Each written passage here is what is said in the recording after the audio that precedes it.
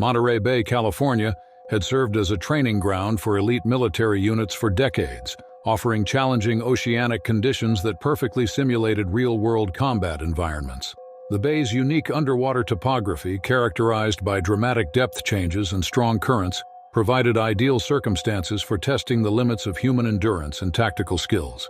The area's abundant marine life, including seasonal populations of great white sharks, added an element of unpredictability that military planners considered valuable for realistic training scenarios. The region's notorious submarine canyon system created complex underwater terrain that challenged even the most experienced military divers. These geological features produced unpredictable current patterns and temperature variations, requiring constant adaptation and heightened awareness. The bay's proximity to seal colonies and its position along major migration routes made it a natural congregation area for apex predators during specific times of the year.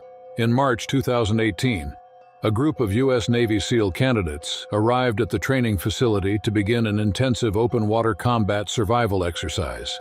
The program was designed to push candidates beyond their physical and mental limits, while teaching essential skills for maritime operations in hostile environments. The training regimen included extended periods in cold water, navigation challenges, and simulated combat scenarios that required participants to function effectively under extreme stress.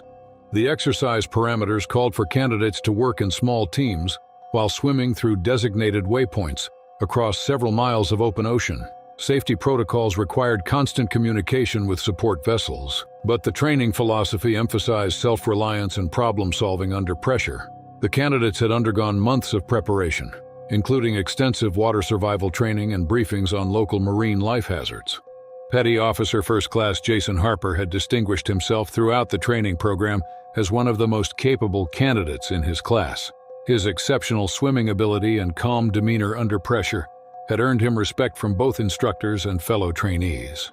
The 26-year-old had grown up surfing the California coast and possessed an intimate understanding of ocean conditions that proved invaluable during challenging training exercises. The morning of the incident began with ideal weather conditions, characterized by calm seas and excellent visibility that extended beyond 50 meters underwater.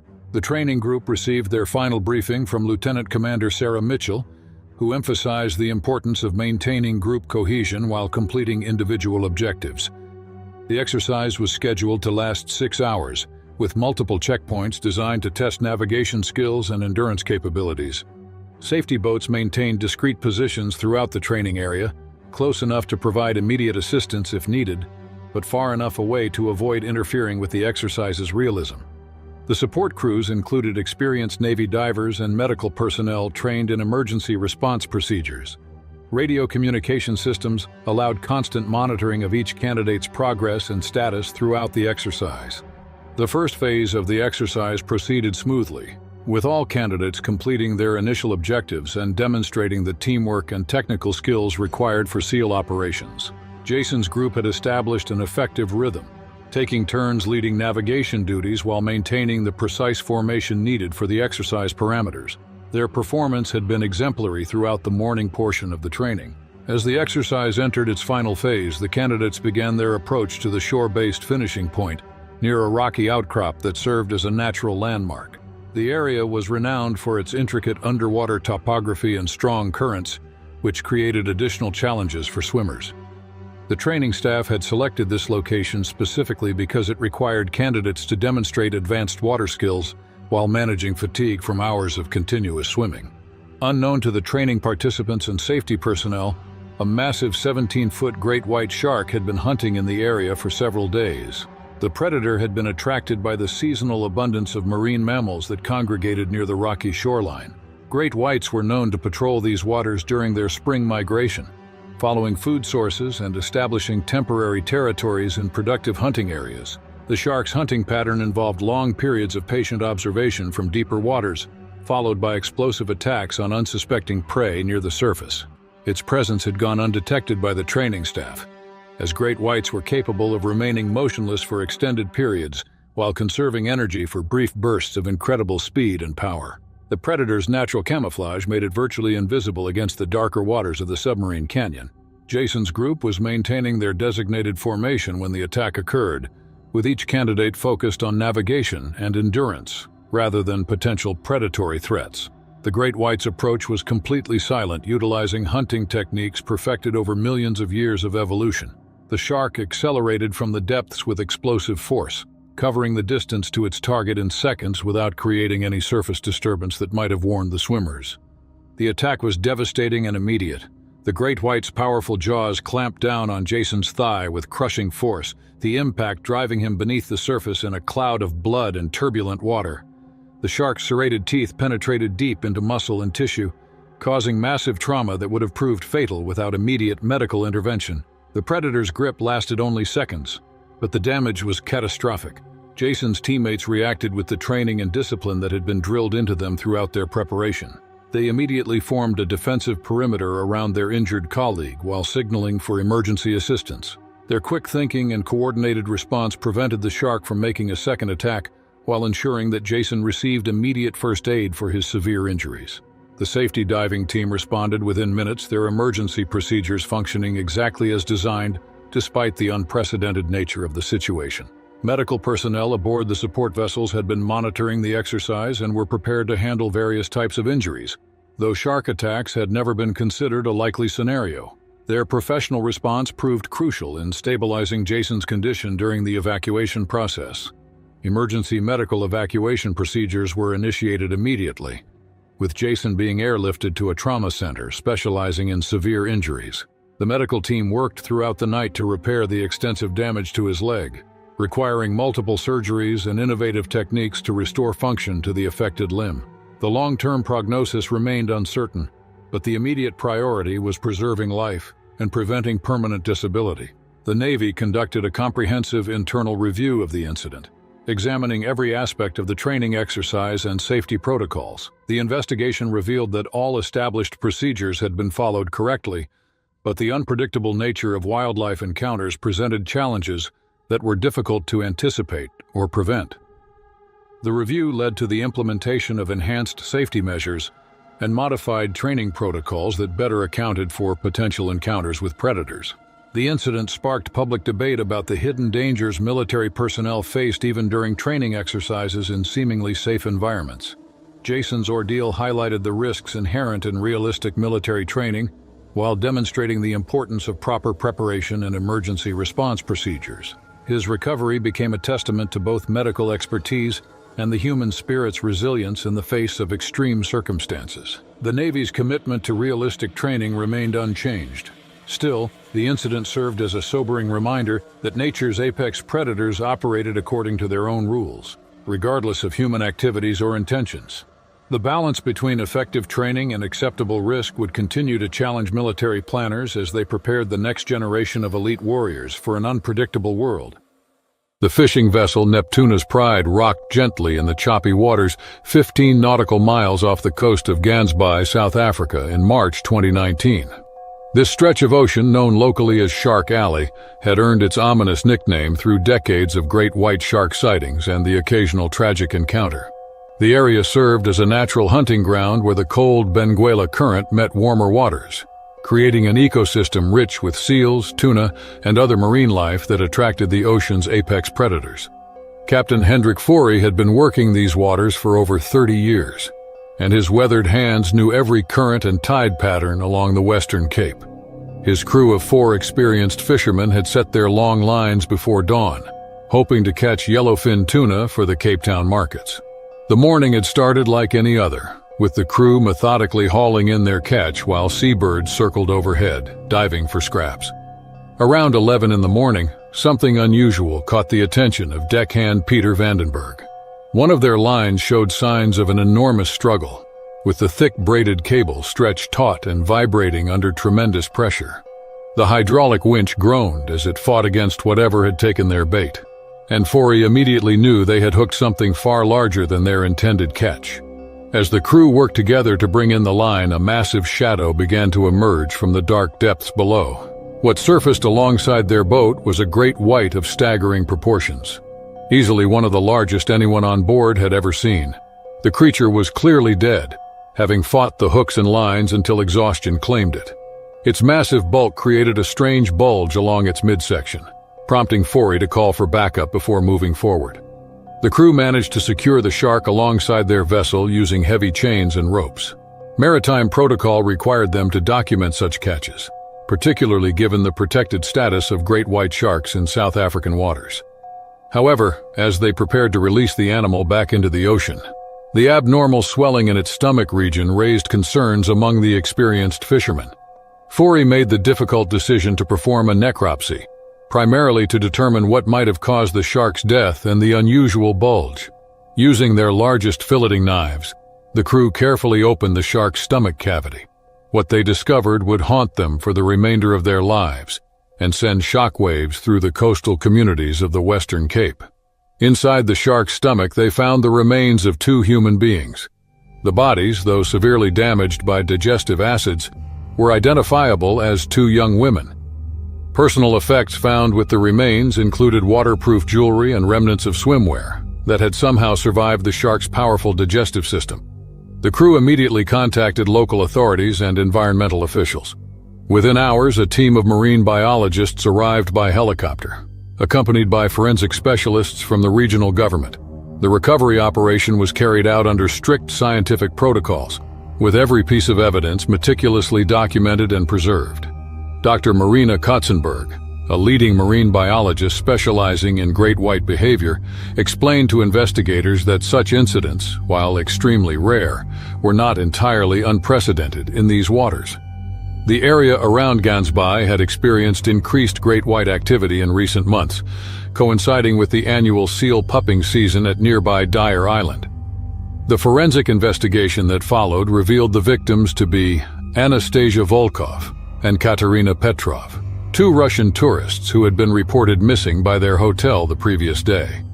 The women, both in their early 20s, had been staying at a guest house in Hermanus and had decided to go swimming at a secluded beach known for its seal colony, despite warnings from locals about the dangers during pupping season. Witnesses from the nearby beach later reported seeing the women enter the water around sunset, a time when great whites typically hunt in the shallows. The attack, according to marine biologists, would have been swift and fatal.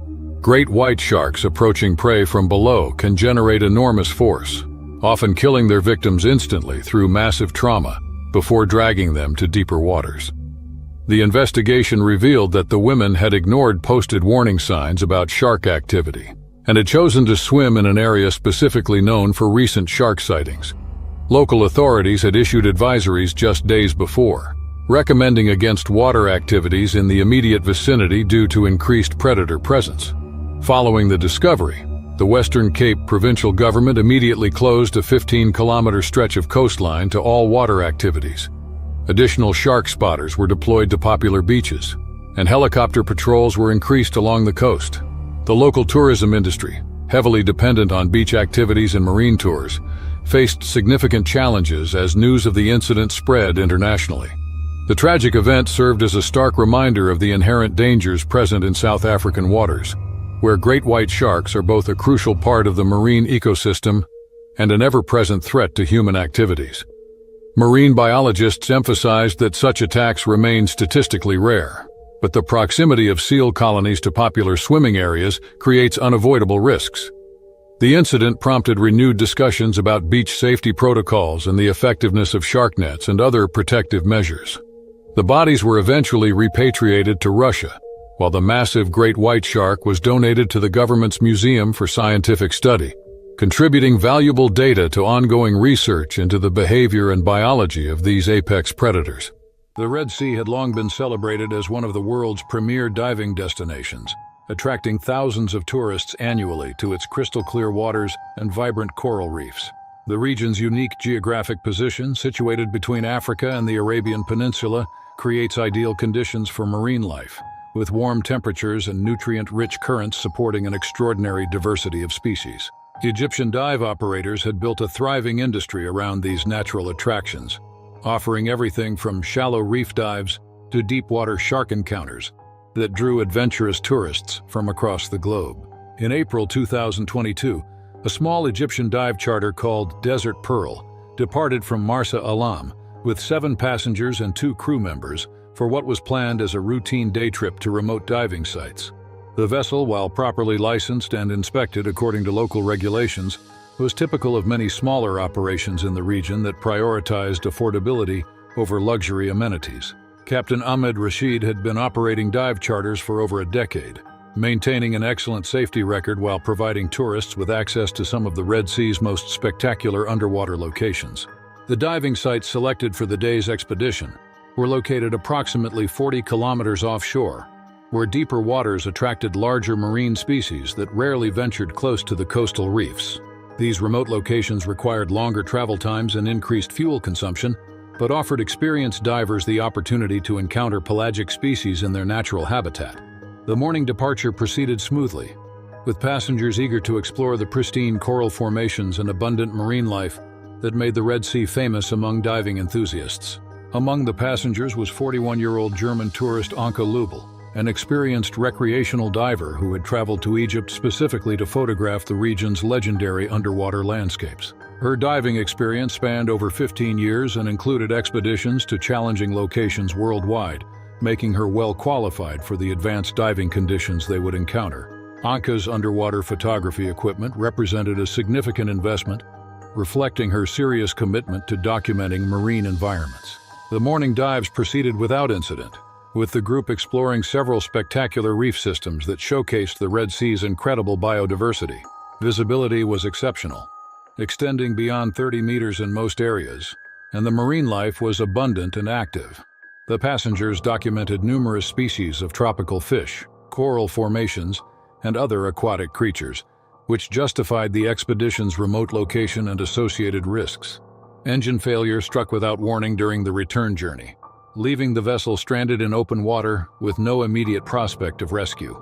The mechanical problems appeared to be related to fuel system contamination, a common issue in the region's challenging marine environment. Captain Rashid's distress calls alerted maritime authorities to their position, but the remote location meant that rescue operations would require several hours to organize and deploy.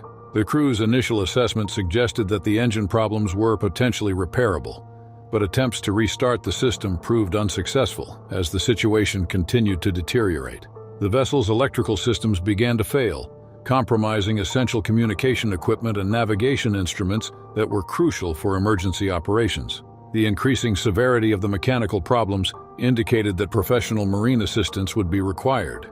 The situation deteriorated rapidly when the vessel began taking on water through a hull breach that had gone unnoticed during the initial emergency assessment. The breach appeared to be related to the engine failure, possibly caused by excessive vibration or thermal stress that had compromised the hull's integrity. The Desert Pearl listed heavily to starboard before capsizing completely, forcing all passengers and crew into the water with whatever flotation devices and emergency equipment they could gather. The group managed to stay together initially, clinging to debris and inflatable emergency rafts while awaiting rescue that seemed increasingly distant. The vessel's emergency equipment included life jackets, flotation devices, and basic survival supplies, but the remote location and deteriorating weather conditions created a challenging survival scenario. Captain Rashid attempted to maintain group morale while coordinating emergency communications with rescue services. As hours passed, the physical and psychological toll of their ordeal became increasingly apparent. The intense Red Sea sun caused severe dehydration and sunburn, while the constant effort required to stay afloat exhausted even the strongest swimmers. The lack of adequate water and shelter created dangerous conditions that threatened the group's survival prospects. By the 10th hour, group cohesion began to deteriorate as individuals struggled with their own increasingly desperate survival needs. Oceanic white-tip sharks were known throughout the region for their persistent and unsettling behavior around survivors of shipwrecks. These pelagic predators possessed an eerie tendency to appear at disaster sites, circling survivors with methodical persistence that had earned them a fearsome reputation among maritime rescue personnel. Their presence was often detected hours before any aggressive behavior occurred, creating prolonged periods of psychological terror for those awaiting rescue. The first sharks appeared during the late afternoon, their distinctive white-tipped fins cutting through the water at a respectful distance from the survivor group. Initially, the predators maintained their distance, seemingly content to observe and investigate this unusual gathering of potential prey. Their circling pattern was hypnotic and terrifying, creating a sense of impending doom that wore down the survivors' already fragile mental state. The shark's behavior followed predictable patterns that experienced maritime rescue personnel recognized as preliminary to more aggressive actions. The predators would circle for hours, gradually decreasing their distance while evaluating the condition and vulnerability of the survivors. This psychological warfare created additional stress for people already dealing with dehydration, exhaustion, and the trauma of their maritime disaster. Anke had been struggling with exhaustion and dehydration throughout the ordeal, gradually drifting away from the main group despite efforts to maintain cohesion. Her weakened condition made it increasingly difficult to stay with the others, and the ocean current slowly carried her beyond the immediate protection of the group formation. The separation occurred gradually, with other survivors initially unaware of her increasing distance from their defensive cluster. At sunrise, when the survivors' energy levels were at their lowest point, one of the oceanic whitetips made its move. The attack was sudden and erratic, with the shark striking Anke's thigh and shoulder in a brief but devastating encounter. The predator's behavior suggested more investigation than feeding, but the damage was severe enough to create a life-threatening situation that required immediate intervention from her fellow survivors. Fellow survivors responded with remarkable courage and determination, working together to pull Anke back to their makeshift flotation area while applying improvised tourniquets to control the bleeding. Their quick thinking and cooperative effort proved crucial in stabilizing her condition until rescue arrived nearly 4 hours later. The rescue operation successfully extracted all survivors after almost 14 hours in the water, with Anke surviving her injuries but carrying permanent physical and psychological scars from the ordeal. In September 2017, the crystal-clear waters of a strategic Pacific military outpost shimmered under the sun, concealing the technological secrets lying 30 feet below the surface. This remote installation, located in the heart of Micronesia, had served as a critical forward operating base since World War II. The surrounding coral reefs, though stunning in their natural beauty, were home to apex predators that had ruled these waters for millions of years, among them the formidable tiger shark. Petty Officer Mark Davis, a 28-year-old Navy diver from Ohio, had completed over 200 successful underwater operations during his 6-year military career. His specialty involved the retrieval and maintenance of classified underwater surveillance equipment, a role that required both technical expertise and nerves of steel. On this particular morning, Davis was tasked with recovering an experimental drone that had malfunctioned during routine patrol operations near the outer reef system. The mission briefing had been straightforward. The unmanned underwater vehicle, worth several $1 million and containing sensitive sonar technology, had gone offline approximately 18 hours earlier. Its last known position placed it near a coral formation known to local divers as Cathedral Rock, named for its towering spires and hidden grottos that created an underwater maze of shadows and crevices. Davis descended through the warm tropical waters alongside his dive partner, Seaman Rodriguez, their equipment checks complete and communication systems functioning perfectly. The visibility was exceptional, extending nearly 100 feet in all directions, which should have made the retrieval operation routine. Military protocols required all underwater operations to be conducted in pairs, a safety measure that would prove crucial in the events that followed. As they approached the target coordinates, Davis spotted the disabled drone wedged between two massive coral heads approximately 25 feet below the surface. The device appeared intact, its sleek metallic hull reflecting the filtered sunlight that penetrated the depths. What neither diver realized was that the drone's erratic movements during its malfunction had attracted the attention of a curious 14-foot tiger shark that had been patrolling the reef system. Davis maneuvered carefully through the coral formation, his breathing apparatus creating a steady stream of bubbles that rose toward the surface. The drone was positioned in a narrow channel between the coral structures, requiring precise movement to avoid damaging either the equipment or the fragile marine ecosystem. As he reached for the recovery handle, the massive predator emerged from the shadows behind him. Tiger sharks, known for their opportunistic hunting behavior and powerful jaws, are among the most dangerous species in tropical waters. This particular specimen, a mature female, had been drawn by the unusual sounds and movements emanating from the disabled drone. The electromagnetic signatures from the device's failing systems had triggered her natural curiosity, a trait that makes tiger sharks both effective hunters and unpredictable threats to humans. The attack came without warning. The shark lunged forward with explosive speed, her massive jaws clamping down on Davis's right forearm with crushing force. The impact drove both man and shark deeper into the coral crevice, creating a cloud of debris and blood that instantly reduced visibility to near zero. Davis felt the razor-sharp teeth penetrate his wetsuit and flesh, the pressure threatening to snap his bones. Rodriguez reacted immediately upon witnessing the attack. Following emergency protocols, he grabbed a metal pry bar from his equipment belt and struck the shark repeatedly on her sensitive snout and gills. The impacts, while not causing serious injury to the predator, created enough irritation to alter her behavior. Simultaneously, Davis fought to remain conscious while attempting to pry open the shark's jaws with his free hand. The struggle lasted nearly 2 minutes, though it felt like hours to the trapped diver. Davis later reported that his training kicked in automatically, preventing panic from overwhelming his survival instincts. He managed to locate a pressure point behind the shark's jaw and applied force while Rodriguez continued his assault on the animal's head and gills. The tiger shark finally released her grip and retreated into the deeper waters beyond the reef, leaving Davis bleeding but alive. Rodriguez immediately initiated emergency ascent procedures, supporting his injured partner while carefully managing their decompression stops to prevent diving sickness. The ascent took nearly 10 minutes, during which Davis fought to maintain consciousness despite significant blood loss. Surface support teams had been monitoring the dive through underwater communication systems and were prepared for medical evacuation. Davis was rushed to the base hospital, where military surgeons worked for 6 hours to repair the extensive damage to his forearm. The shark's teeth had created deep puncture wounds and lacerations, but miraculously had not severed any major arteries or broken bones. The incident prompted an immediate review of Navy diving protocols in tropical waters known to harbor large predators. Marine biologists attached to the base concluded that the drone's electromagnetic emissions had likely attracted the shark, creating an unusual set of circumstances that led to the attack. New procedures were implemented requiring electromagnetic shielding for all underwater equipment operations.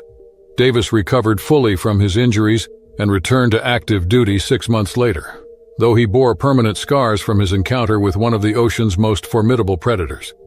The experimental drone was eventually recovered using robotic systems, its data proving valuable to ongoing military research despite the dramatic circumstances surrounding its retrieval. The coastline of Mozambique had earned recognition among underwater photographers as one of the world's most spectacular diving destinations. The pristine coral reefs, teeming with exotic marine life, offered endless opportunities for capturing stunning images of creatures that existed nowhere else on Earth. The region's unique position along the warm Mozambique Current created ideal conditions for bioluminescent phenomena that occurred only during specific seasonal periods when microscopic organisms produced ethereal light displays. In late 2019, 29-year-old marine photographer Nia Cato traveled to this remote location specifically to document the rare bioluminescent plankton displays that illuminated the reefs during certain nighttime conditions. The project represented the culmination of years of planning and research, requiring precise timing to coincide with optimal environmental conditions. Nia's reputation for capturing extraordinary underwater images had earned her assignments from prestigious nature magazines worldwide, but this particular project held special significance as her most ambitious undertaking. The dive site selected for the expedition was located several kilometers offshore, where the deeper waters of the continental shelf met in a dramatic underwater landscape. Local dive operators had identified this area as particularly productive for bioluminescent activity, with microscopic organisms creating spectacular light displays that transformed the underwater environment into an otherworldly spectacle. The phenomenon occurred only during moonless nights when conditions were perfectly aligned with tidal patterns and water temperatures. Nia's diving methodology required minimal equipment to minimize disturbance to the delicate marine ecosystem she needed to photograph. Traditional diving gear would have scared away the nocturnal creatures that created the bioluminescent displays, forcing her to rely on basic equipment and exceptional diving skills developed over years of underwater photography. Her specialized camera system was designed specifically for low-light conditions, capable of capturing the subtle luminescence without artificial illumination that would disrupt the natural behavior.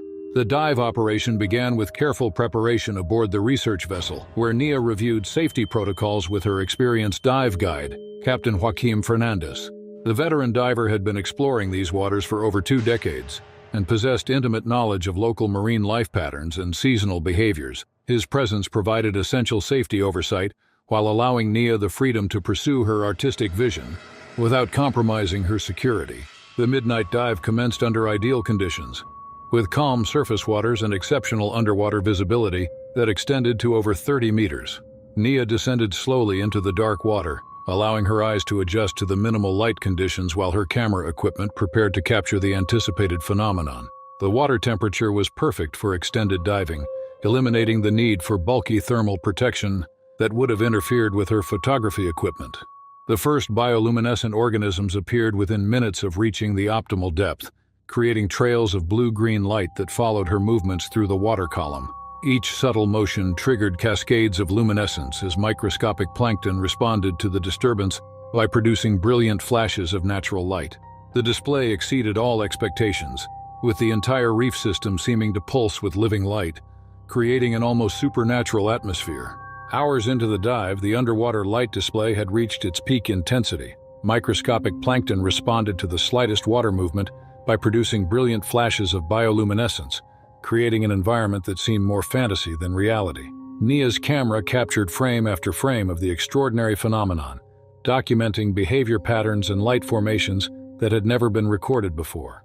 The images revealed intricate details of how these organisms communicated and responded to environmental stimuli. The tiger shark emerged from the absolute darkness beyond the bioluminescent zone, with the silent efficiency characteristic of these apex predators. The large specimen, estimated at over 12 feet in length, had been patrolling the area during its nocturnal hunting period, following scent trails and investigating any unusual disturbances in its territory. Tiger sharks possessed exceptional night vision and acute sensory capabilities, making them particularly effective hunters in low-light conditions. The shark's initial approach was cautious and investigative, its massive form circling Nia at a respectful distance while evaluating this unusual presence in its domain. Tiger sharks were known for their curious nature and their tendency to investigate unfamiliar objects before determining whether they represented prey or a threat. The predator's behavior was calculated and deliberate, as it studied the diver's movements and equipment, displaying the intelligence that made these creatures such successful hunters. Captain Fernandez monitored the situation from a safe distance, his experienced eye recognizing the shark's investigative behavior as potentially dangerous but not immediately threatening. Tiger sharks were known to circle potential prey for extended periods before making any aggressive moves, and their unpredictable nature made them particularly challenging to read. The dive guide maintained his position while preparing emergency response equipment in case the situation escalated. When Nia turned abruptly to reposition her camera for a better angle of the bioluminescent display, the sudden movement triggered the shark's predatory instincts. The flash from her underwater strobe created a brilliant burst of light that temporarily illuminated the surrounding water, revealing the massive tiger shark's proximity for the first time. The combination of sudden movement and bright light proved to be an unfortunate catalyst for what followed. The shark's attack was swift and decisive, its powerful jaws clamping down on Nia's calf with crushing force. The pain was immediate and overwhelming as the predator's serrated teeth penetrated muscle and tissue, but the tiger shark's grip lasted only seconds. Captain Fernandez responded instantly, his emergency torch beam sweeping across the water and creating additional light disturbance that spooked the predator into releasing its hold. Nia's ascent to the surface was methodical and controlled despite her injury and the blood trail that followed her upward journey. Her years of diving experience proved crucial in managing the emergency, as panic could have resulted in decompression injuries or attracted additional predators to the area. The dive guide provided immediate assistance while maintaining vigilance for any signs of continued shark activity. Emergency medical treatment began immediately upon reaching the surface, with the dive boat's crew applying pressure bandages and administering pain medication during the journey back to shore. Nia remained conscious and alert throughout the ordeal, her primary concern being the preservation of her camera equipment and the precious footage she had captured during the dive. The incident left her with permanent scarring and a renewed respect for the ocean's apex predators, but her passion for underwater photography remained undiminished. Waters surrounding Seal Island near Cape Town had witnessed countless encounters between humans and great white sharks since documentary filmmakers first began capturing footage of these apex predators in the 1990s. In April 2015, This small rocky outcrop, barely 200 meters long, continued to serve as one of the world's premier locations for shark research and filming. The island's massive seal colony, numbering over 60,000 individuals, created an irresistible hunting ground for great whites during the winter months when seals were most vulnerable. James Porter, a 34-year-old underwater cinematographer from California, had spent the better part of a decade filming marine predators in some of the world's most dangerous waters. His portfolio included collaborations with several major international documentary networks, making him one of the most sought-after specialists in his field. Porter's reputation for capturing stunning footage while maintaining strict safety protocols had earned him the respect of both colleagues and the marine biology community. The documentary project that brought Porter to South African waters was an ambitious attempt to film great white hunting behavior during the peak of seal pupping season. The production team, consisting of 8 crew members and 2 marine biologists, had been working from a specially modified research vessel for nearly 3 weeks. Their goal was to capture never-before-seen footage of great white sharks breaching the surface while attacking seals, a behavior that had only recently been documented by scientists. On the morning of the incident, sea conditions were ideal for filming. The ocean surface remained relatively calm, with visibility extending to nearly 40 feet underwater. Porter and his diving team had completed 6 successful filming sessions over the previous week, accumulating hours of spectacular footage showing great whites in their natural hunting environment. The sharks in this area had grown accustomed to the presence of research vessels, often displaying curiosity rather than aggression toward human observers. Porter entered the water wearing a full protection suit designed specifically for shark encounters. The Kevlar-reinforced wetsuit provided some protection against bites, though its effectiveness against a full-sized great white remained largely theoretical. His filming equipment included a custom-built underwater camera housing and professional lighting equipment necessary for capturing high-quality footage in the challenging underwater conditions.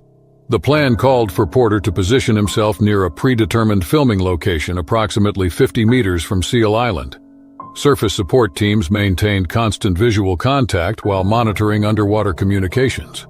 Marine biologists aboard the vessel tracked several tagged great whites in the immediate area using acoustic monitoring equipment, providing real-time updates on shark movements and behavior patterns. Everything proceeded according to plan for the first 20 minutes of the dive. Porter successfully captured footage of several smaller sharks patrolling the area, along with spectacular scenes of seals navigating through the kelp forests that surrounded the island. The underwater visibility allowed him to maintain situational awareness while focusing on his cinematography, a crucial skill when working in predator-inhabited waters. The attack occurred with the sudden violence that characterizes great white hunting behavior. A 16-foot female shark, likely attracted by the electromagnetic signatures from Porter's equipment, approached from below and behind, exploiting the cinematographer's natural blind spot. The predator struck with tremendous force, her massive jaws clamping down on Porter's right shoulder and upper arm. The impact drove Porter several feet through the water, his camera equipment torn from his grasp as the shark began the characteristic rolling motion that great whites use to disorient prey. Porter later described the sensation as being caught in a hydraulic press operated by an earthquake, with crushing pressure accompanied by the grinding sound of teeth against Kevlar and bone. His support team reacted immediately upon witnessing the attack. Safety divers Jake Morrison and Lisa Chen descended rapidly, carrying emergency equipment including shark deterrent devices and medical supplies. Morrison struck the shark repeatedly with a metal rod while Chen activated an underwater strobe light designed to disorient predators. The combined assault on the shark's sensory organs created enough confusion to interrupt her attack sequence. After nearly 45 seconds, the great white released Porter and retreated toward deeper water. The cinematographer, bleeding heavily and barely conscious, was immediately brought to the surface by his rescue team. Emergency medical protocols were initiated aboard the research vessel, while the crew prepared for emergency evacuation to Cape Town's trauma center. Porter had suffered extensive injuries to his right shoulder, with the shark's teeth creating deep puncture wounds and fracturing his collarbone. The Kevlar protection suit had prevented even more serious damage, likely saving his life by distributing some of the bite force across a larger area. Military medics aboard the vessel worked to stabilize his condition during the helicopter evacuation to shore. The incident required multiple surgical procedures to repair damaged tissue and reconstruct Porter's shoulder joint. Despite the severity of his injuries, he retained full use of his arm and returned to underwater filming 18 months later. The attack footage, captured by surface cameras, provided valuable scientific data about great white behavior and hunting techniques. The documentary was eventually completed using existing footage, though Porter's near-fatal encounter became an integral part of the final production. Marine biologists studying the incident concluded that the shark had likely mistaken Porter for a seal, particularly given his position near the island and the electromagnetic interference from his equipment. The Eyre Peninsula of South Australia had long been recognized as one of the world's most biodiverse marine environments. The rugged coastline, characterized by dramatic cliffs and pristine waters, provided habitat for countless species of fish, marine mammals, and invertebrates. The region's unique ecosystem had attracted marine researchers for decades, offering unprecedented opportunities to study species interactions in their natural habitat. The area's remote location and challenging access meant that human presence remained minimal, preserving the delicate balance of marine life. In January 2021, 34-year-old marine biologist Isla Kavanagh arrived at the remote research station to begin an ambitious study of stingray populations for her university's marine science department. The project represented years of preparation and planning, focusing on understanding how these bottom-dwelling creatures adapted to changing ocean conditions. The research had significant implications for marine conservation efforts, as stingrays served as indicator species for the health of the ecosystem throughout the region. Isla's expertise in free diving made her uniquely qualified for the research, as traditional scuba equipment would have disturbed the sensitive marine life she needed to observe. Her exceptional breath-holding abilities and underwater navigation skills had earned her recognition within the marine biology community. The methodology required her to spend extended periods underwater, without the noise and bubble disturbance associated with conventional diving apparatus.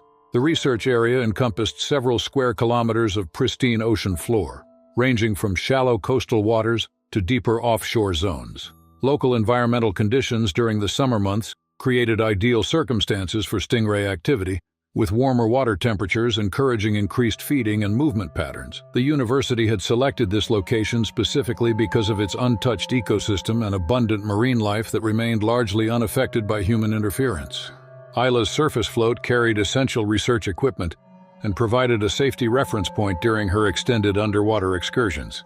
The bright orange marker bobbed gently on the calm surface, connected to her by a thin line that allowed her research assistant to monitor her approximate position. Dr. Marcus Thornfield maintained constant vigilance from their small research vessel, tracking her movements and ensuring communication through predetermined surface intervals. Unknown to Isla and her research team, the area had become a seasonal hunting ground for several large great white sharks. These apex predators followed predictable migration patterns, arriving in the region during summer months to take advantage of abundant seal populations that congregated on nearby rocky outcrops. The sharks typically hunted in deeper waters during daylight hours, making their presence difficult to detect from surface observations. The local seal colonies had been particularly active during the weeks leading up to the incident, with increased feeding activity drawing the marine mammals further offshore. This behavioral change had attracted multiple great white sharks to the area, creating a concentration of apex predators that remained largely invisible to human observers. The sharks' hunting patterns involved long periods of patient observation, followed by explosive attacks on unsuspecting prey. On the morning of the incident, Isla prepared for what would be her final dive of the research expedition. Weather conditions were ideal, with minimal wind and exceptional underwater visibility extending beyond 20 meters. The calm sea state provided perfect conditions for her free diving methodology, allowing her to descend to greater depths while maintaining visual contact with her research subjects. Isla descended to her maximum depth of 12 meters, where she had previously documented significant stingray activity. The ocean floor revealed fascinating behavioral patterns as she observed the creature's feeding habits and social interactions. Her research notes from previous days had indicated increased activity in this particular area, making it a priority location for her final data collection session. The stingrays appeared undisturbed by her presence, continuing their normal feeding patterns while she documented their behavior. The massive great white shark approached from the deeper waters beyond Isla's visual range. The 5.5-meter predator had been hunting in the area for several days, following scent trails and investigating potential prey opportunities. Great whites possessed extraordinary sensory capabilities, detecting electrical fields generated by living creatures and tracking subtle vibrations through specialized organs that had evolved over millions of years. The shark's hunting strategy involved approaching from below and behind, using the sun's position to remain concealed until the final moment of attack. Its massive bulk moved through the water with surprising grace and stealth, covering considerable distances without creating detectable disturbances. The predator's patience and calculated approach demonstrated the intelligence and efficiency that had made great whites successful apex predators for millions of years. As Isla surfaced from her dive, her streamlined silhouette against the bright surface light created a profile nearly identical to that of a seal. This familiar shape triggered the shark's predatory instincts, and it began its approach with the calculated precision that made great whites such effective hunters. The attack sequence unfolded with terrifying speed and efficiency, giving Isla no opportunity to detect the approaching danger. The shark's assault was devastating and immediate. Its powerful jaws delivered a crushing bite to Isla's midsection, the force of the impact driving her beneath the surface in a cloud of blood and debris. The attack lasted only seconds, but the damage was catastrophic and unsurvivable. Dr. Thornfield witnessed the attack from the research vessel, immediately recognizing the crimson stain spreading across the water's surface as evidence of a fatal encounter.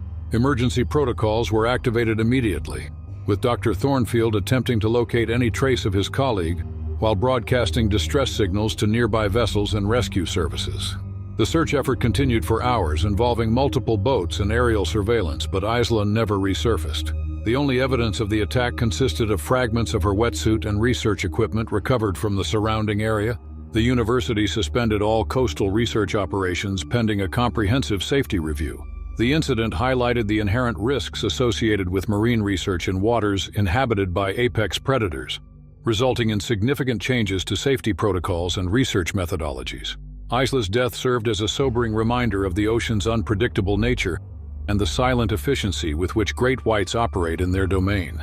The Sunshine Coast of Queensland, Australia, had long been recognized as one of the most dangerous stretches of water for shark encounters in the southern hemisphere. In January 2012, the area around Caloundra and Mooloolaba beaches experienced a particularly active summer season, with bull sharks venturing into shallow waters to hunt in the murky coastal zones where rivers met the Pacific Ocean. These prehistoric predators, known for their aggressive nature and ability to survive in both salt and fresh water, had claimed several victims along the Australian coast over the decades. Kayla Monroe, a 23-year-old social media influencer from Brisbane, had built a following of nearly 500,000 subscribers through increasingly dangerous stunts and challenges. Her content focused primarily on extreme sports and wildlife encounters, often performed in locations where common sense would dictate extreme caution. Monroe's philosophy centered on the belief that viral fame justified almost any risk, a mindset that had already resulted in several close calls with venomous snakes and crocodiles in previous videos. The bull shark feeding stunt that would ultimately cost Monroe her life had been planned for weeks as part of a collaboration with several other influencers seeking to create content that would generate millions of views. The location they selected was a shallow bay near Bribie Island, known locally for its bull shark population and murky waters that provided perfect hunting conditions for these apex predators. Local authorities had issued warnings about increased shark activity in the area following several recent sightings, but Monroe and her friends dismissed these concerns as overly cautious. Monroe arrived at the location with a group of 6 friends, all of whom served as her filming crew and witnesses to the stunt. The plan involved her wading into waist-deep water while holding chunks of raw fish, attempting to hand-feed any sharks that approached. The concept had been inspired by similar videos featuring less dangerous marine life. But Monroe's desire for increasingly extreme content had led her to target one of the ocean's most unpredictable predators.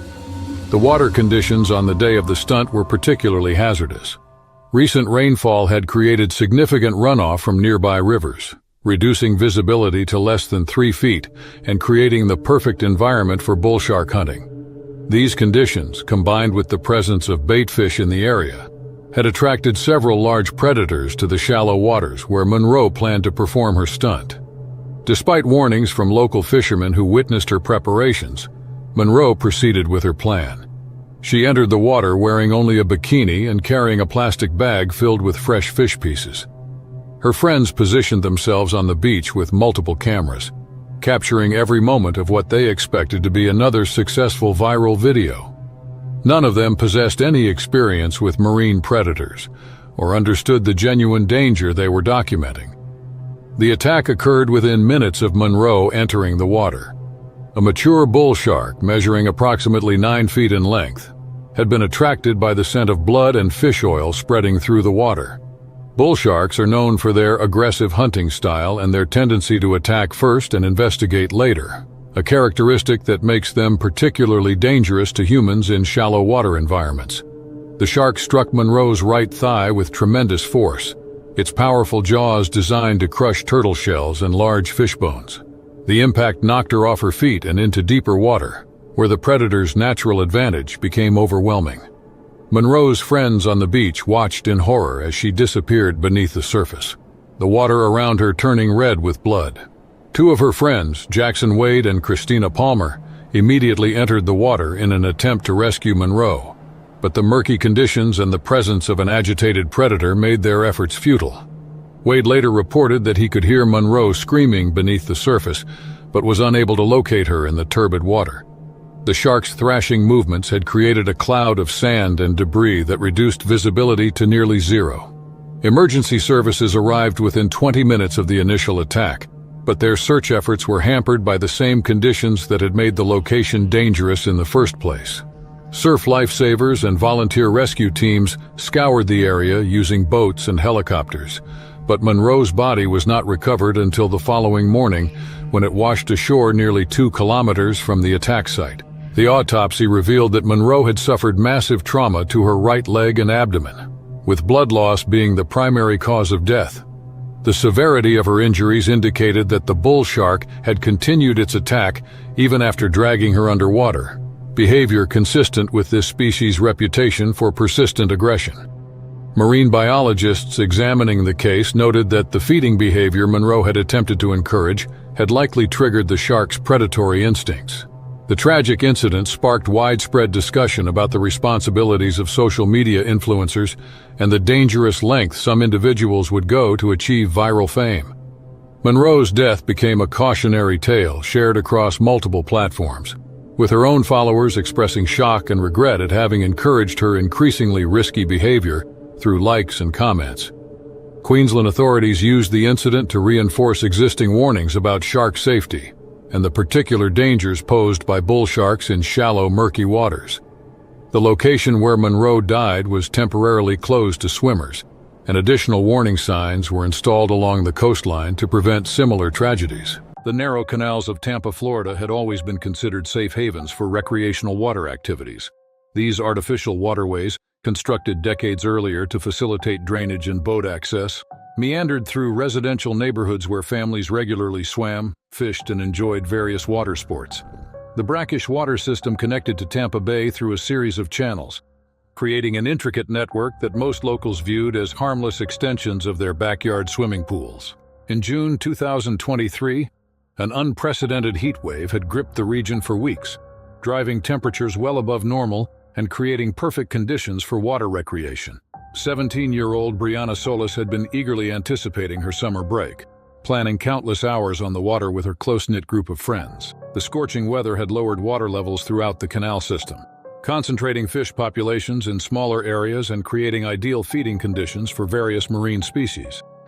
Local fishermen had been dumping excess bait fish near the canal entrance for months, unknowingly creating an attractive feeding ground that would soon draw an unexpected visitor. Recent flooding from spring storms had temporarily connected the canal system to deeper waters, allowing larger marine predators to venture into areas where they had never been encountered before. The brackish conditions proved surprisingly hospitable to creatures typically found in saltwater environments. Brianna launched her jet ski from the familiar boat ramp where she had been riding since childhood. The afternoon sun reflected brilliantly off the calm water surface as she accelerated through the familiar channels, her friends following closely behind on their watercraft. The group had planned a leisurely ride through their favorite spots, stopping at a popular sandbar where they often anchored and swam during hot summer days. Unknown to the teenagers, a 9-foot bull shark had been patrolling these waters for several days. The massive predator had become trapped in the canal system during the recent flooding and had successfully adapted to hunting in the confined, brackish environment.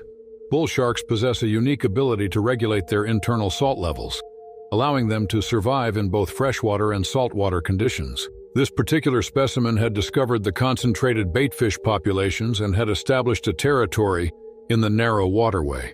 The shark's presence had gone completely unnoticed by residents and authorities. Bull sharks were known for their aggressive nature and their tendency to hunt in shallow waters, but their presence in inland canal systems was virtually unprecedented. The animal had been feeding regularly on the abundant fish populations, growing increasingly bold as it claimed dominance over its new territory. As Brianna approached a sharp turn in the canal, she attempted an aggressive maneuver that had become routine during her years of riding. The jet ski tilted dramatically as she leaned into the turn, but her timing was slightly off due to the lower water levels. The watercraft bucked unexpectedly, throwing her into the warm water with a tremendous splash that sent ripples throughout the narrow channel. The disturbance immediately attracted the bull shark's attention. The predator had been resting in the deeper section of the canal, but the sudden commotion triggered its hunting instincts. Bull sharks were notorious for their aggressive response to splashing and erratic movements, interpreting such disturbances as potential feeding opportunities. The shark accelerated toward the source of the commotion with frightening speed. Brianna surfaced quickly, initially more concerned about her jet ski than any potential danger lurking beneath the surface. She began swimming toward her watercraft, unaware that the bull shark was rapidly approaching from below. The predator's attack was swift and decisive, its powerful jaws clamping down on her foot with crushing force as it attempted to drag her beneath the surface.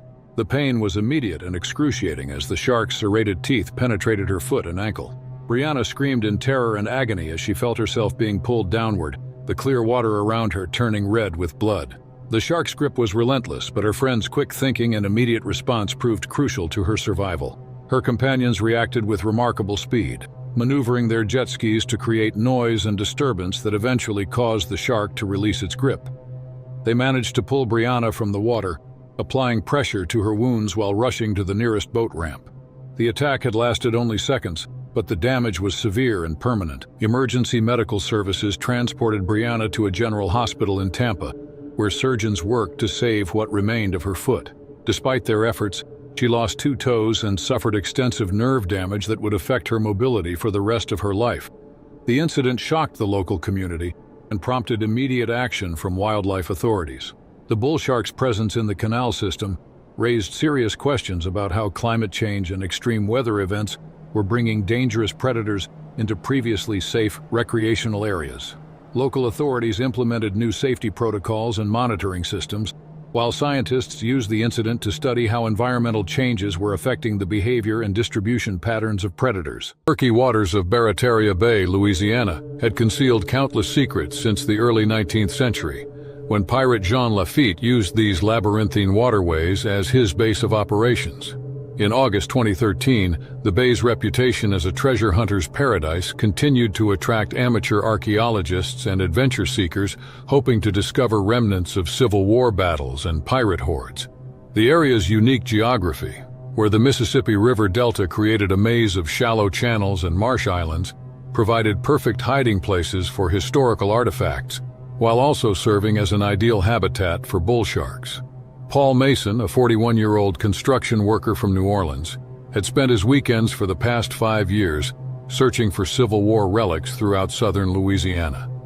His passion for metal detecting and underwater archaeology had led him to discover several minor artifacts, including belt buckles, bullets, and pieces of military equipment that had been lost during the chaotic final years of the war.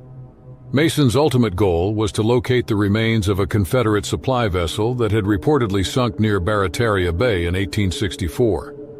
The treasure hunting expedition that nearly cost Mason his life had been organized by a group of 12 amateur archaeologists who pooled their resources to fund more ambitious searches. The society had obtained permission from state authorities to conduct a limited archaeological survey in waters where historical records suggested the presence of Civil War-era materials. The location they selected was a shallow channel where local fishermen had occasionally snagged metal objects in their nets. Historical records indicated that the Confederate vessel CSS Beauregard had been scuttled in these waters during Union advances in late 1864. The ship had reportedly been carrying supplies and weapons to Confederate forces operating in the region when it came under attack from Union gunboats. Rather than allow the cargo to fall into enemy hands, the crew had deliberately sunk their vessel in the shallow waters of Barataria Bay, where the wreckage would be difficult to locate and salvage. Mason had spent months researching the historical accounts, cross-referencing military records with local folklore and fishermen's reports of unusual underwater obstacles. His methodical approach to treasure hunting combined historical research with modern technology, using global positioning system coordinates and sonar mapping to identify potential search areas. The brass compass discovery represented the culmination of years of patient investigation and represented concrete evidence that they were searching in the correct location. Working under strict archaeological protocols, the group documented every discovery with photographs and global positioning system coordinates before carefully recovering artifacts from their underwater resting places. Their mission extended beyond collecting valuable items. They aimed to enhance the historical understanding of Civil War activity in southern Louisiana. Detailed records of all findings were maintained and shared with professional archaeologists and regional museums. Mason's diving partner for the expedition was Raymond Thibodeau, a 53-year-old retired oil rig worker who possessed extensive experience in Louisiana's coastal waters. The pair had worked together on numerous previous expeditions, developing a system of underwater communication and safety protocols that had served them well in the challenging conditions of the Gulf Coast region. The water conditions in Barataria Bay presented significant challenges for underwater archaeology. The constant flow of sediment from the Mississippi River created visibility of less than 18 inches, forcing divers to work primarily by touch rather than sight. The bay's brackish water, where fresh river water mixed with salt water from the Gulf of Mexico, created an ideal environment for bull sharks, which are uniquely adapted to survive in both fresh and saltwater conditions. These environmental conditions also made the bay a natural repository for historical artifacts. The soft sediment bottom had preserved metal objects for over a century, protecting them from the corrosive effects of pure salt water, while the low-oxygen environment prevented rapid deterioration. However, the same conditions that preserved historical materials also created perfect hunting grounds for bull sharks, which preferred the murky waters where they could ambush prey with devastating effectiveness. Marine biologists studying bull shark populations in Louisiana coastal waters had documented increasing numbers of these predators in recent years. Climate change and coastal erosion had altered traditional hunting patterns, forcing sharks to explore new territories as their natural habitat changed. The Mississippi River Delta's unique ecosystem supported large populations of fish and marine mammals that attracted bull sharks from throughout the Gulf of Mexico region. Mason and Thibodeau entered the water early in the morning, when tidal conditions were most favorable for their search. They had divided their target area into a grid pattern, systematically searching each section with metal detectors and carefully excavating any promising signals. The work was slow and methodical, requiring patience and attention to detail to avoid damaging potentially valuable historical artifacts. After nearly 3 hours of searching, Mason's metal detector registered a strong signal in approximately 8 feet of water. Careful excavation revealed what appeared to be a brass compass, heavily corroded but still intact. The artifact's design and construction suggested it was indeed from the Civil War era, representing exactly the type of discovery that had motivated Mason to pursue underwater archaeology. As Mason surfaced to show his find to Thibodeau and the support team aboard their boat, his excitement and the splashing motion of his ascent attracted the attention of a mature bull shark that had been patrolling the area. Bull sharks are known for their aggressive hunting behavior and their tendency to investigate any unusual activity in their territory, particularly when blood or other scents are present in the water. The shark, measuring approximately 12 feet in length, attacked without warning as Mason treaded water near the surface. The predator's massive jaws clamped down on Mason's torso, just below his ribs, with crushing force that immediately fractured several bones and created deep puncture wounds. The impact drove Mason underwater, where the shark began the violent rolling motion characteristic of its species' feeding behavior. Thibodeau, who had been floating nearby, immediately recognized the signs of a shark attack and swam toward his partner despite the obvious danger to himself. The murky water made visual contact nearly impossible, but he could hear Mason's muffled screams and see the turbulence created by the shark's thrashing movements. Following emergency protocols they had practiced but never expected to use, Thibodeau grabbed a metal pry bar from his equipment belt. The rescue effort took place in near-zero visibility conditions that made the situation even more dangerous. Thibodeau had to locate both Mason and the shark by touch, working frantically to separate them while avoiding the predator's powerful jaws. He struck the shark repeatedly on its snout and gills, the most sensitive areas of its anatomy, while simultaneously attempting to pry apart its jaws. The predator, apparently discouraged by the unexpected resistance, retreated into the deeper waters of the bay. Mason, bleeding heavily and barely conscious, was immediately pulled from the water and given emergency medical treatment by his fellow treasure hunters. The nearest hospital was 30 miles away, requiring a high-speed boat ride followed by ambulance transport. Mason remained conscious throughout the ordeal, though he had lost significant amounts of blood and suffered extensive tissue damage to his torso and abdomen. The shark's teeth had created multiple puncture wounds, but miraculously had not severed any major organs or arteries. Emergency surgery lasted nearly 6 hours, with trauma surgeons working to repair damaged tissue and stop internal bleeding. Mason's survival was attributed to the quick response of his diving partner and the effectiveness of their emergency protocols. The thick neoprene diving suit he wore had also provided some protection, distributing the bite force across a larger area. Mason recovered fully from his injuries after months of physical therapy, though he bore permanent scars from his encounter with one of Louisiana's most dangerous predators. The brass compass he had discovered was eventually authenticated as a genuine Civil War artifact and donated to the State Museum, serving as a reminder of both the historical treasures hidden beneath the state's waters and the very real dangers faced by those who seek to uncover them. Mossel Bay, South Africa, had always been regarded as one of the world's premier shark diving destinations.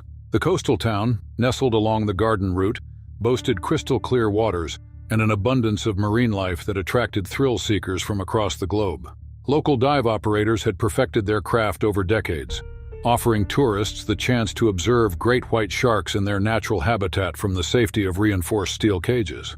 The area's seal colonies provided a natural feeding ground for these apex predators, making encounters almost guaranteed during peak season.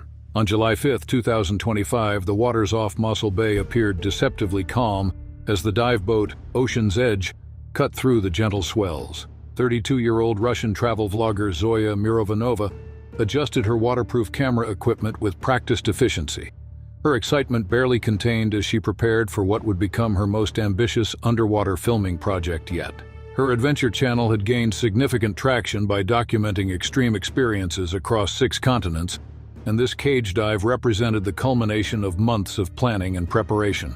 The dive operator, Captain Henrik Volshank, had been running shark cage expeditions for over 15 years without a single serious incident. His crew lowered the state-of-the-art 360-degree transparent cage into the water with mechanical precision, the specially designed structure offering panoramic views that traditional steel cages could never match.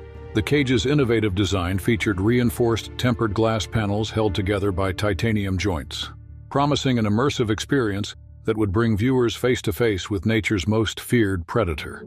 Zoya descended into the cage wearing a specialized diving suit equipped with multiple cameras, her breathing apparatus functioning perfectly as she adjusted to the underwater environment. The visibility was exceptional, extending nearly 30 meters in all directions, and she began filming her introduction while schools of yellowtails swam past the transparent walls. Her excitement was palpable as she described the revolutionary cage design to her future audience, explaining how the glass panels would provide unprecedented footage of great white behavior. The first shark appeared within minutes of the cage reaching its operational depth of 12 meters. The massive great white, estimated at 16 feet in length, emerged from the blue void with the ghostly silence that made these predators so effective. Zoya's cameras captured every detail as the shark began its initial reconnaissance, circling the cage with measured precision, while evaluating this strange new presence in its territory. The animal's movements were fluid and purposeful, displaying the calculated intelligence that had allowed its species to survive for millions of years. What happened next defied all expectations and safety protocols. The great white's circling pattern became increasingly aggressive, its movements more erratic as it focused on the cage's occupant. Without warning, the massive shark accelerated toward the structure, its powerful tail propelling over 2 tons of muscle and teeth directly at the reinforced glass. The impact was catastrophic, producing a thunderous crack that reverberated through the water as the shark's bulk struck the cage's corner panel with tremendous force. The defective corner panel, weakened by an undetected manufacturing flaw, shattered under the immense pressure. Water rushed into the cage with violent force as the great white partially breached the opening, its massive head and shoulders penetrating the supposedly secure environment. Zoya found herself face to face with rows of serrated teeth as the shark's powerful jaws clamped down on her left leg with crushing force. The pain was immediate and overwhelming, but the shark's grip lasted only seconds before it retreated, perhaps confused by the unfamiliar environment. The dive crew's response was immediate and professional. Captain Volshank activated emergency protocols while his team worked frantically to raise the compromised cage. The water around Zoya had turned crimson, but she remained conscious and responsive as they hauled her to the surface. The entire incident had lasted less than 3 minutes, but the damage was severe. Her left leg bore deep puncture wounds and tissue damage that would require extensive medical intervention. Emergency medical services airlifted Zoya to Cape Town within the hour, where a team of trauma surgeons worked through the night to save her leg.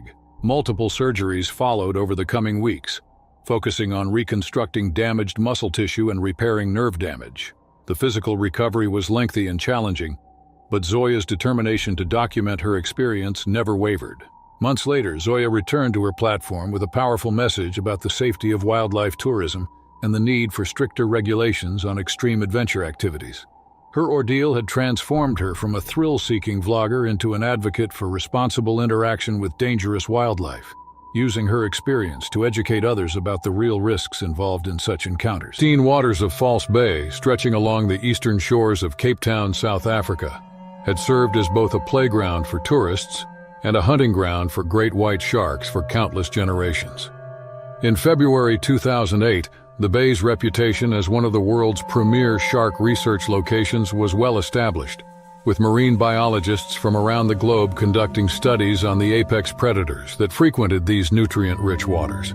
The area's unique geography, where warm Indian Ocean currents met colder Atlantic waters, created an ecosystem that supported both abundant marine life and the tourists who flocked to experience South Africa's coastal beauty. Sarah Collins, a 28-year-old marketing executive from Manchester, England, had planned her South African vacation for over a year.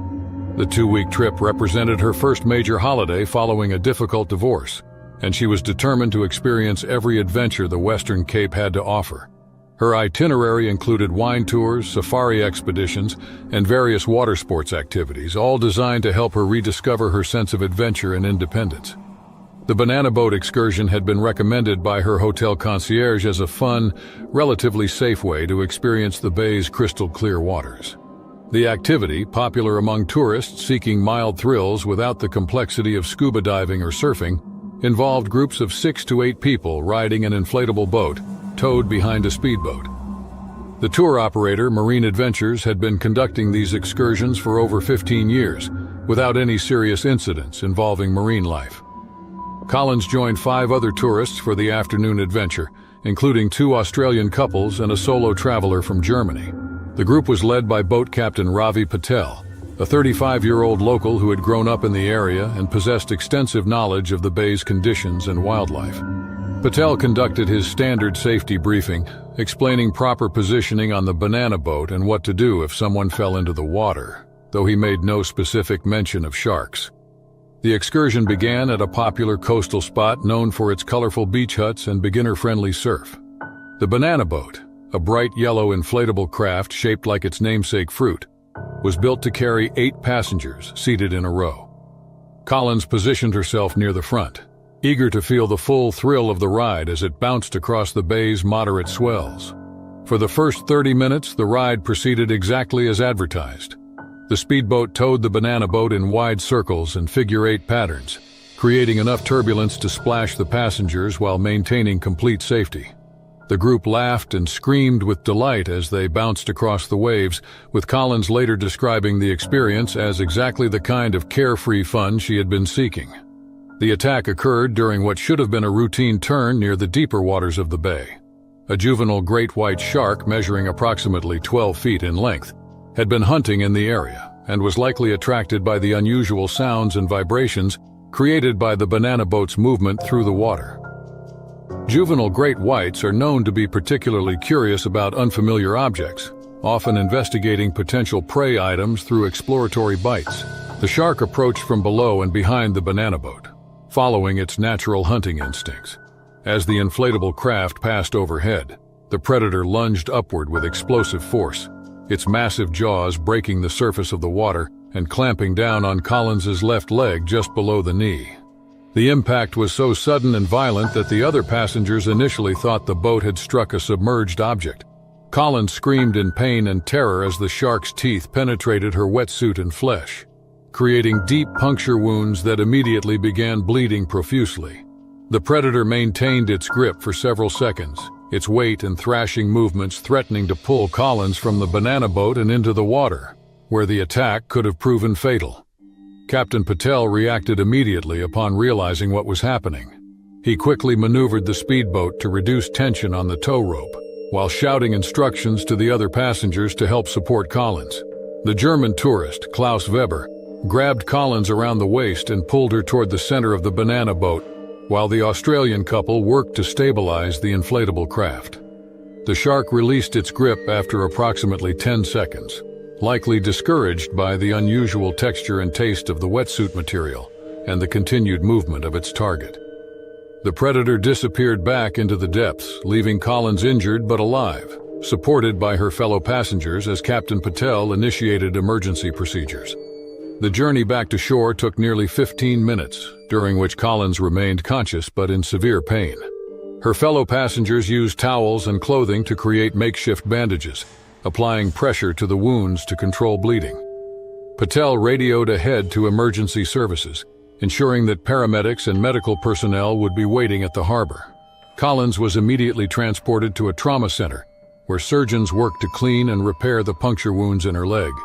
The shark's teeth had created 8 distinct puncture marks, but had not severed any major arteries or broken bones.